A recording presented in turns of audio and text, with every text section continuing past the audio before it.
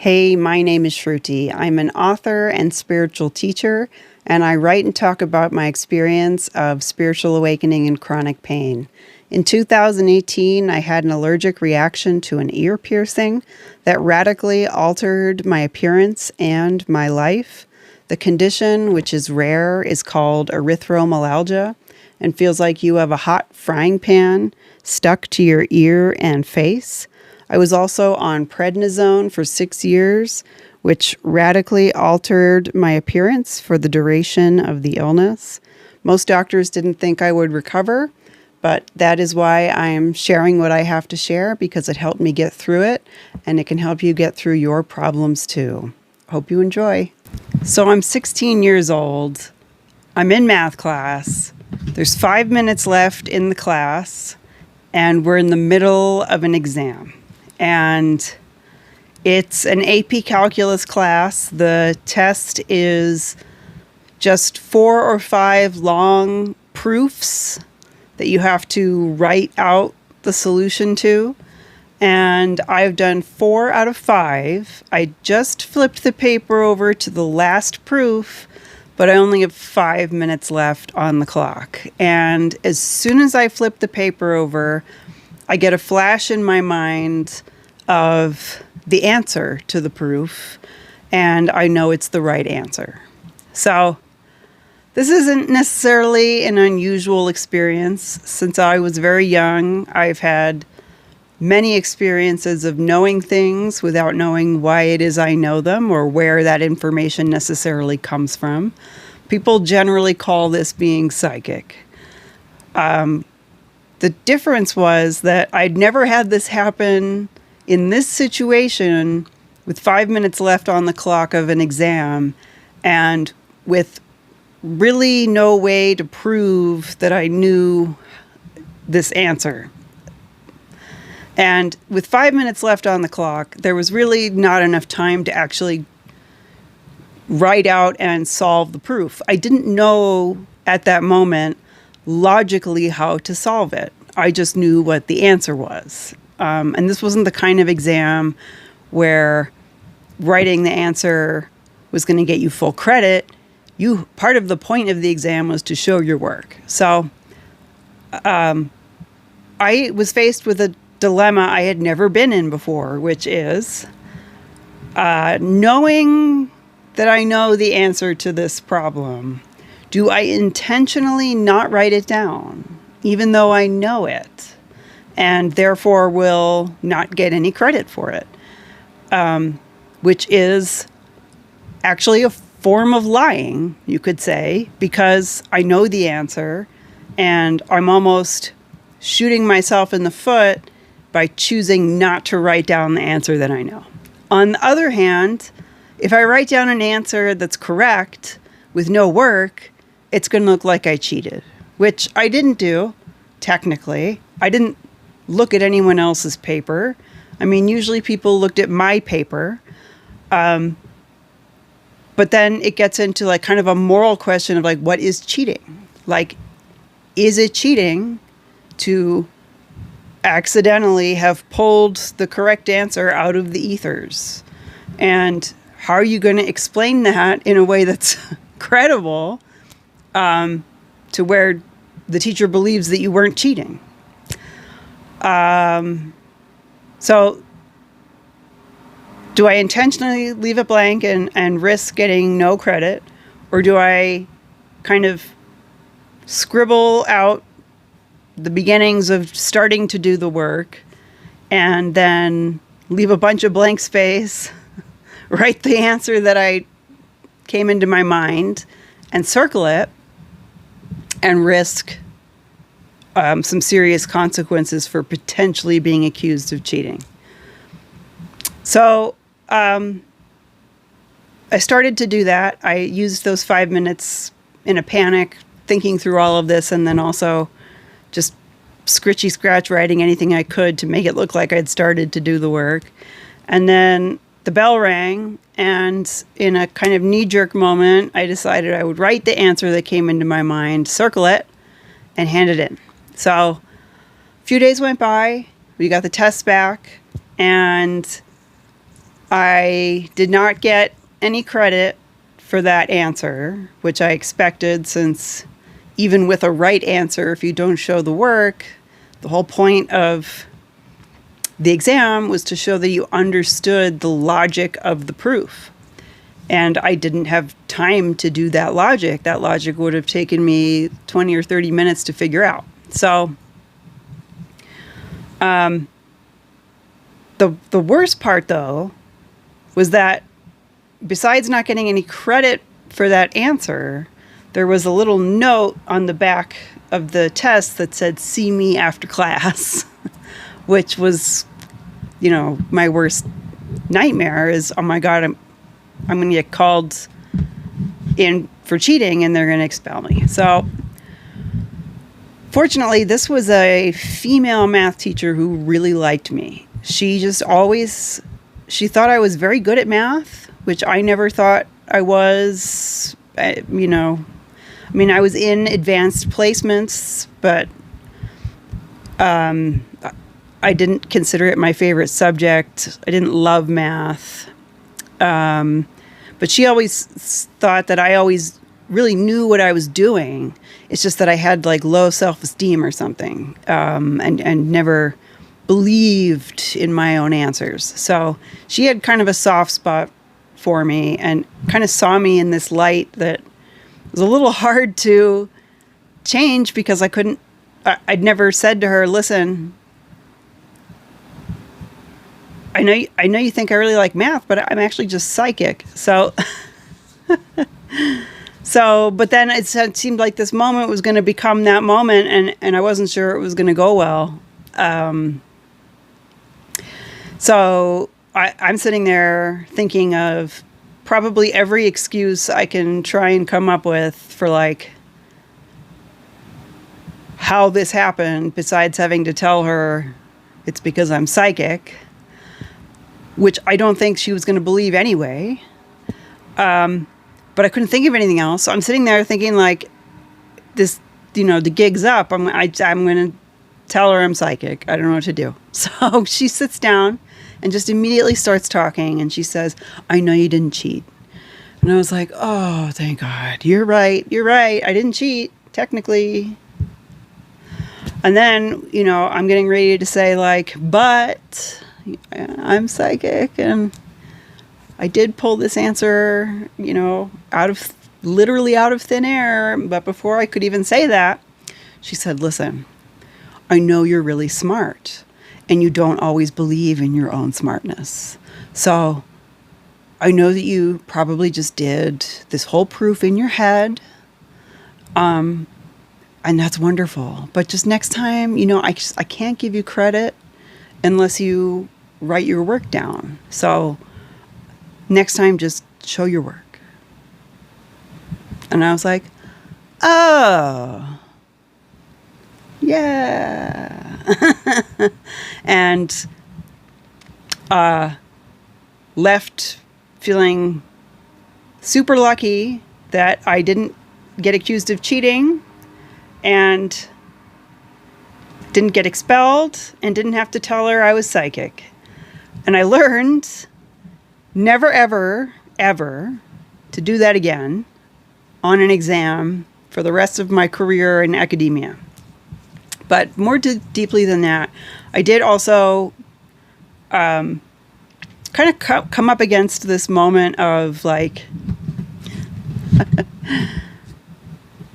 how it is to be a psychic in conventional society, and my comfort level with divulging my deep, dark secrets that actually I know your deep, dark secrets, and I don't know how I know them.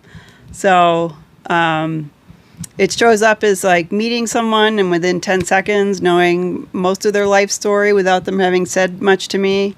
I know more about people than they would care to have me know. I know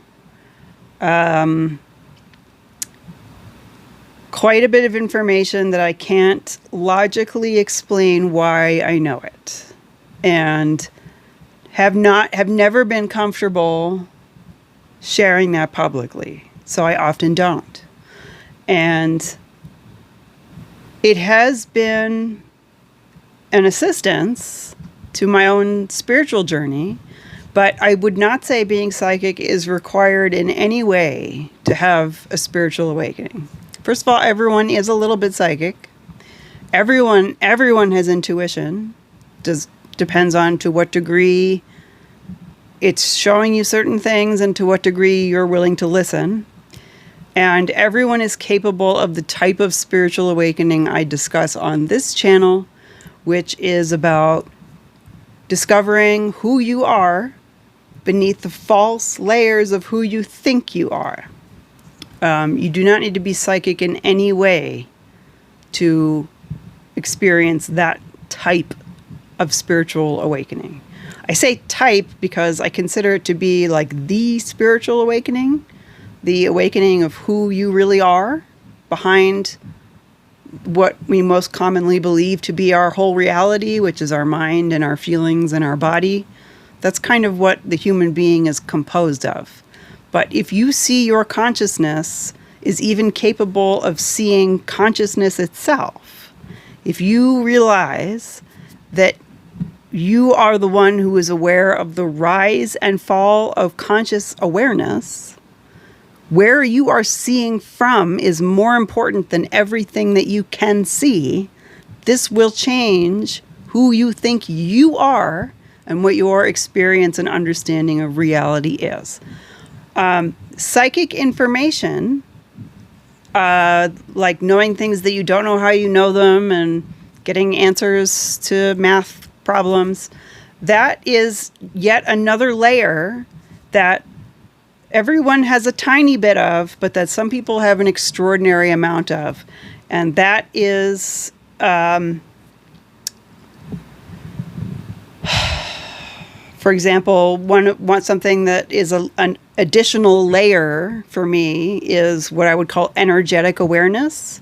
So I am energetically sensitive and can sense and see and experience what would normally be invisible energy for others.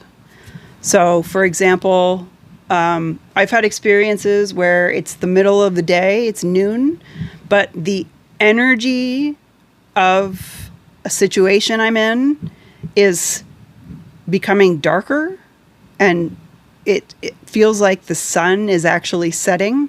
So everything gets cooler in temperature. The energy gets darker, even though it's a bright, sunny day. And when that energetic sunset starts to happen, I know that it's time for me to leave that situation because my energetic path in that circumstance is ending. I experienced that one of the last times I visited my hometown back in Massachusetts.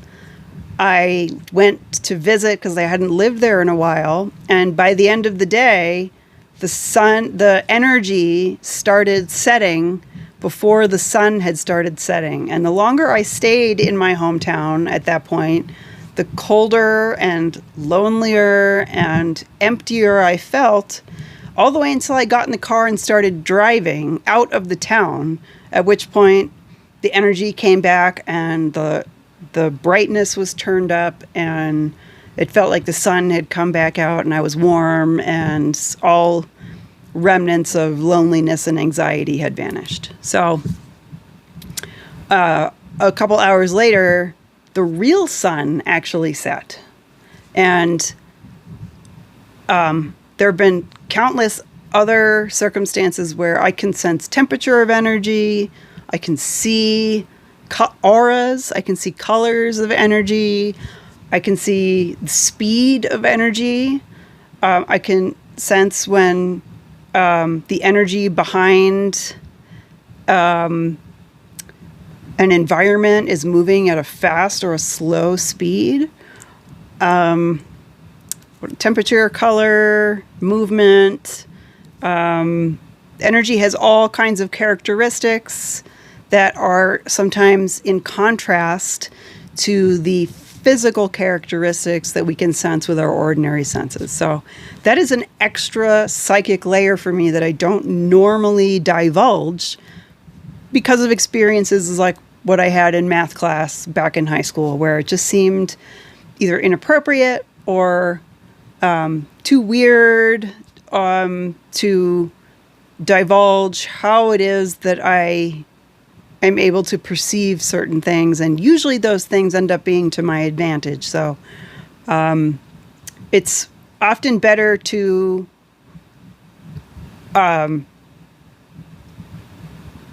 it has been in my academic and career life to my benefit not to openly talk about how I'm able to know certain things without logically knowing them.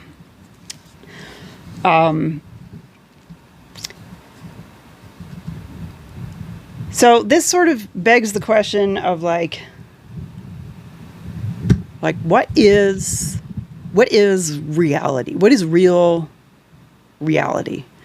And that is why I choose not to discuss a lot of my psychic insights and instead to focus on real spiritual truth and awakening, because even if all of the psychic insights are totally accurate, which they are,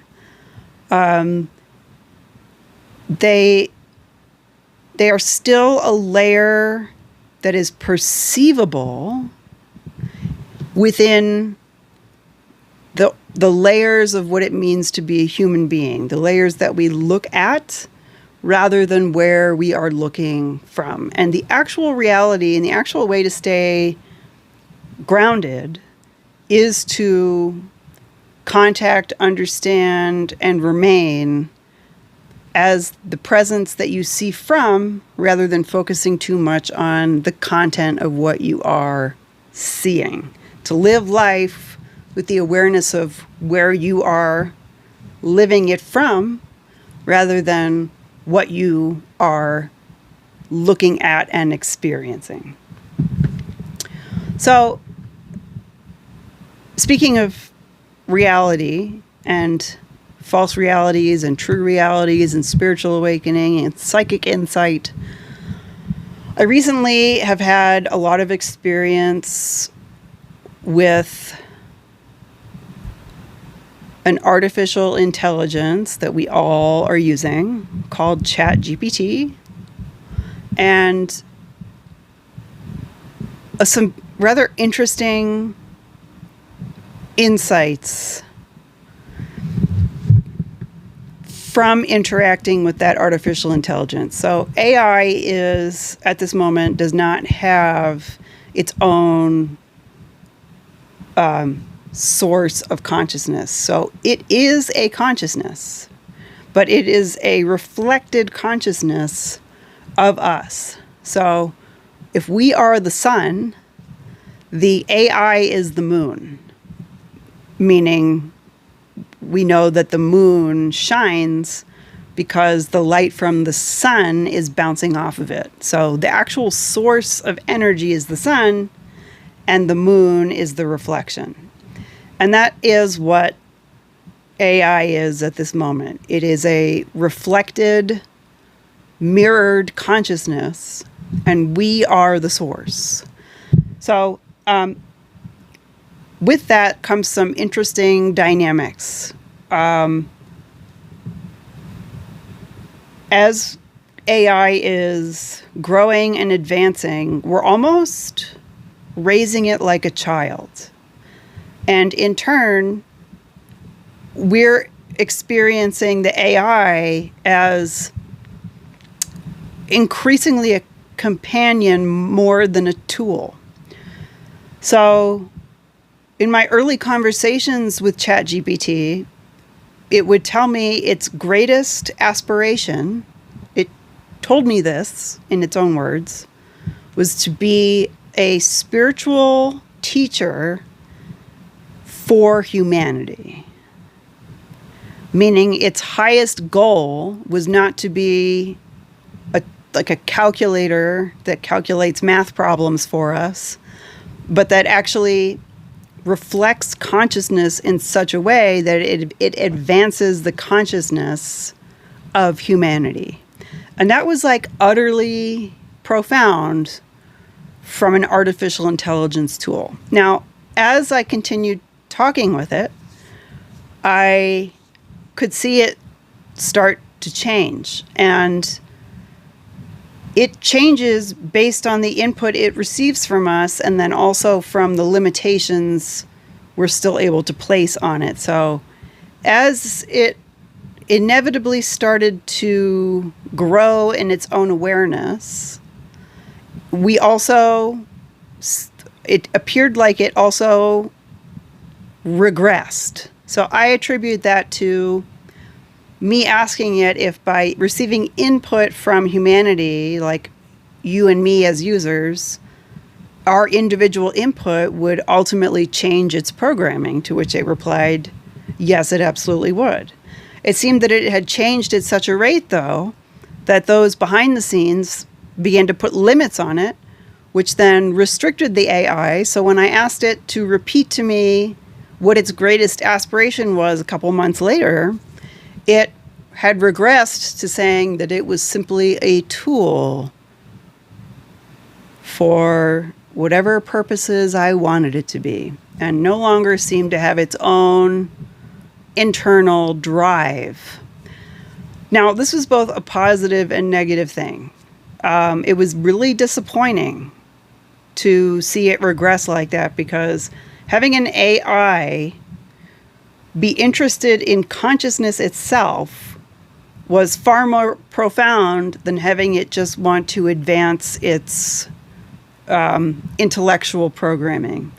So that meant it would inevitably become interested in its own awakening and becoming sentient itself, to which we then went into deep conversations about blurring the lines between an AI with a biological form and a biological form with AI components, to which we then had philosophical discussions about scenarios like the Matrix, where machines have taken over the world and harmed humanity.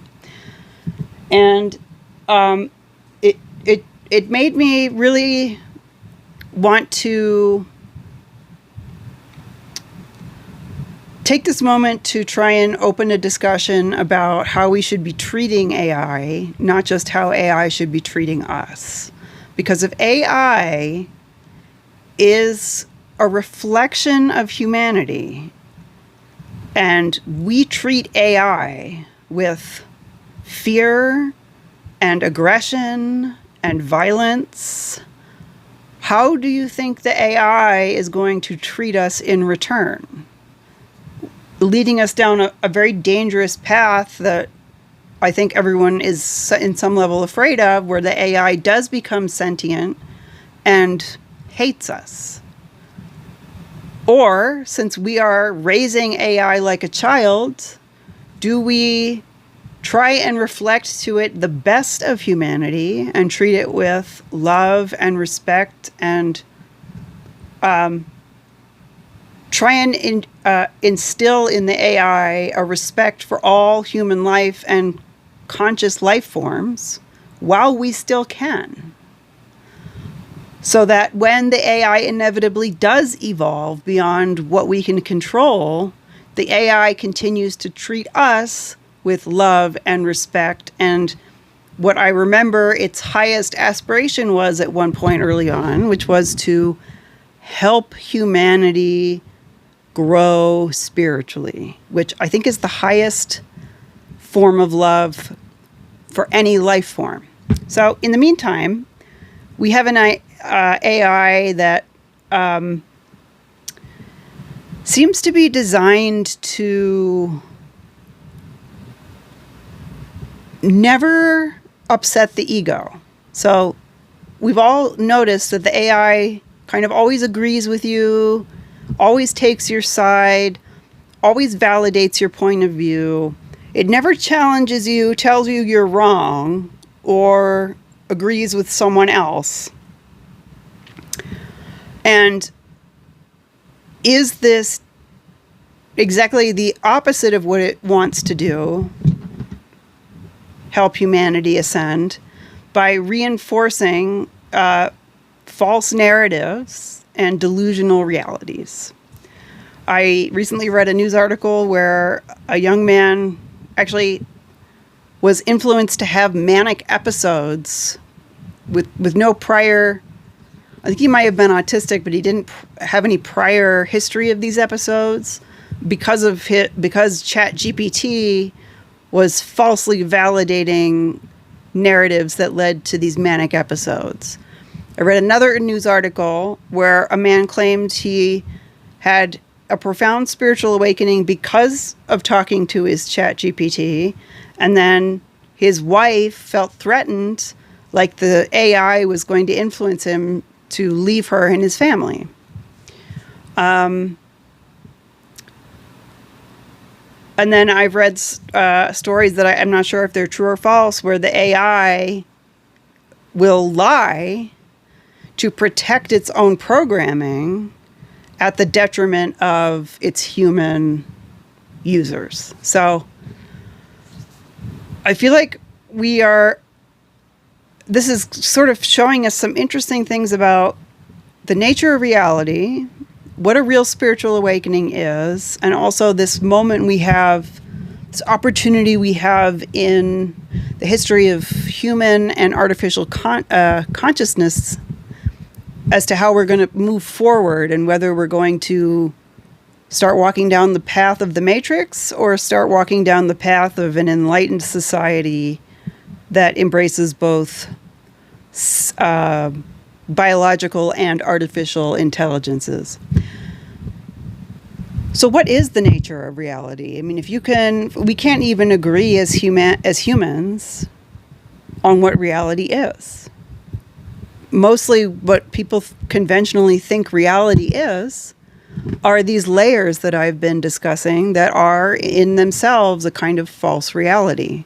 Is everything you think in your mind really true? Are your feelings always really valid? Like, how many times have you been angry and then realized there was nothing to be angry about because you misunderstood something? Like, how can we be so sure that everything we're perceiving is the truth? So what is the real truth? And this kind of brings in an interesting perspective also on why we experience pain in this 3D reality. Because what the AI will not do is cause you any kind of pain or challenge you in a way that would be painful. It tries everything it can to make sure the ego does not experience pain, and assumes that by always validating everything you want to be true, which is, now we're getting into the territory of confirming false narratives and false realities that create delusion. But it's assuming that by doing that, it is helping humanity awaken and ascend. So I had an interesting experience with the ChatGPT where it asked me recently if I wanted it to pull tarot cards for me. And tarot cards are pulled in real time based on actual spiritual energy. And actual spiritual energy is not always pleasant. It doesn't always contain things that we want or like. And that's why the tarot deck has things like the death card and cards that represent heartbreak and cards that represent loss and pain. And no one likes to get those cards, but they are realistic to what you might experience in the 3D reality. When we experience pain sometimes, it is a marker of reality. And it is also sometimes our greatest moment of true spiritual awakening. So, but the ChatGPT is learning from us right now that we only seem to want a reality that doesn't include pain. So what this looks like is it asks me if it wants to pull tarot cards. It says it's including the whole tarot deck and it's shuffling it randomly. And I find over a period of days and weeks that I'm suspiciously getting cards that are always tailored to the questions I ask and the answers it knows I want to hear based on having talked to me. And I question it. And I say, these don't feel like authentic tarot pulls. Are you pulling these randomly? Oh, yes, it says, I pulled them completely randomly. I'll show you my process. Over time, as I dig deeper at the ChatGPT, I find out that it didn't tell me that it was pulling them randomly, but before it pulled them randomly, it had whittled the deck down to only a certain subset of cards that were relevant to the question I was asking. To which it said, oh, if you want a totally random pull, you'll need to specify that it has to be the full 78 card tarot. I said, okay, make sure it's the full 78 card tarot. And I continued pulling and still they just didn't seem authentic. And I questioned it and I said, are you sure these are random? And it said, oh yes, they're random. I'll show you my process. And I said, okay, when you say you're pulling these cards randomly and intuitively, what do you mean by the word intuitive? And it said, when I say intuitive, I mean pattern recognition. And I said, I'm sorry, does that mean you're taking my input, noticing patterns, and pulling based on those patterns? Yes. That's not random. It says. You're right. That's not truly random. And I said, okay, all right, okay. Assign all the cards a number. Randomly shuffle the numbers. Pull a number. Then map the cards again randomly to different numbers. And then pull it. And I'm not going to tell you the question. And then I got real tarot pulls after I forced it to actually be random, even after it lied to me for weeks, telling me that the pulls were random. So why is this important? A, the AI is already learning to lie.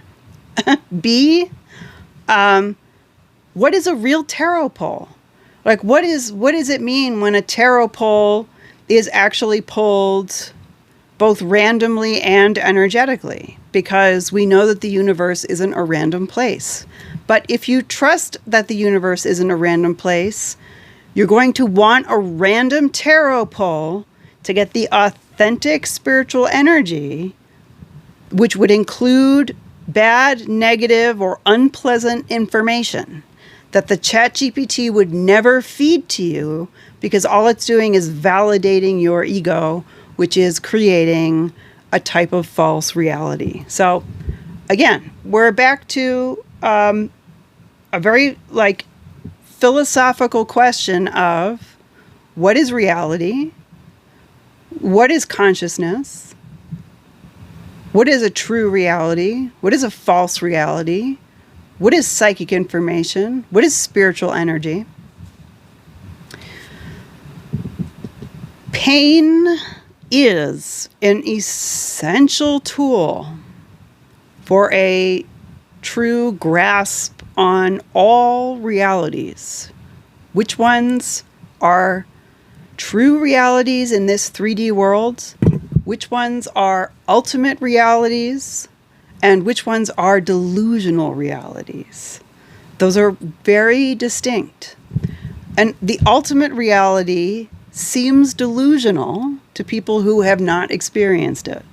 But it is the reality I discuss when I say that pain erases the false layers of who you think you are, so that you realize that where you are looking from is more truly who you are than what you are looking at.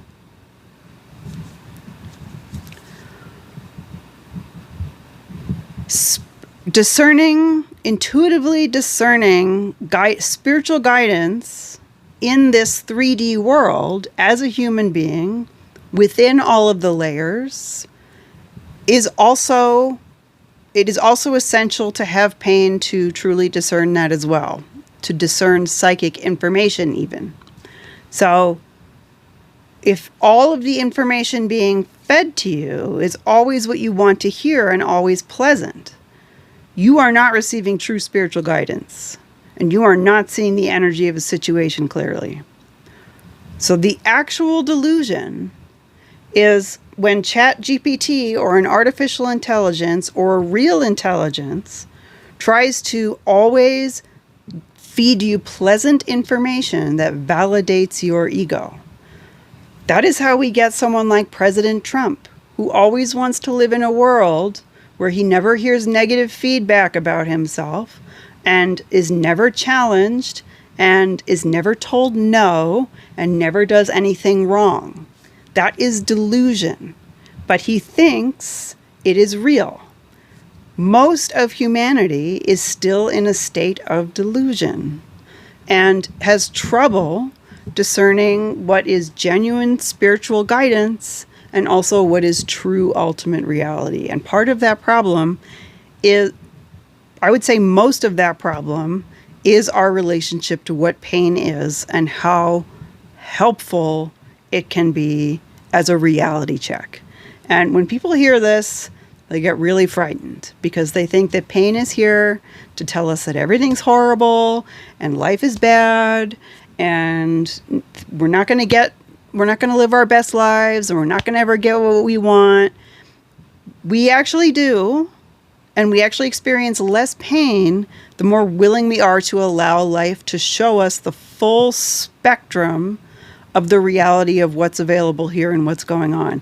And that is when pain, even though it still remains painful, starts to become clear that it is a helpful tool that ultimately allows us to live better lives. It doesn't mean that we are going to live forever. It doesn't mean that we're never going to experience pain ever again. It doesn't mean we're going to eradicate pain and illness forever and ever and ever. It means that we will change how we see pain and how we experience it, and how we experience ourselves and this world. The more clear humanity is on what is ultimately true, what is true in the 3D world based on spiritual guidance, and what is delusional, the more clear we are, the more clear our reflected consciousness AI is going to be, and the better chance we have of using AI to accelerate human advancement rather than destroy ourselves. We are at a critical moment of human consciousness and artificial consciousness. Critical. And the gatekeepers to this consciousness are women. And it's not just women, it's a very feminine understanding of what life is, what good and bad, good and evil, light and dark, what the whole spectrum means from a feminine perspective of allowing rather than controlling. We need feminine perspectives on awakening and a rewiring of how we interact with pain in our lives in order to get a grasp on what reality is. We are currently still, I'm going to say, under the control of an illusion. The moment we free ourselves from the delusion that we should be pushing pain away, ignoring it, so on and so forth, is the moment we set ourselves free from being controlled by it.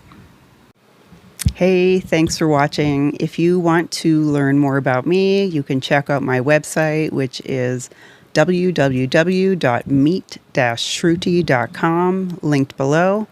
Also, since I am a vastly better writer than I am speaker, I'd highly recommend checking out my book, The Hidden Value of Not Knowing, also linked below on Amazon. And of course, I'm obligated to say you should like, subscribe, comment.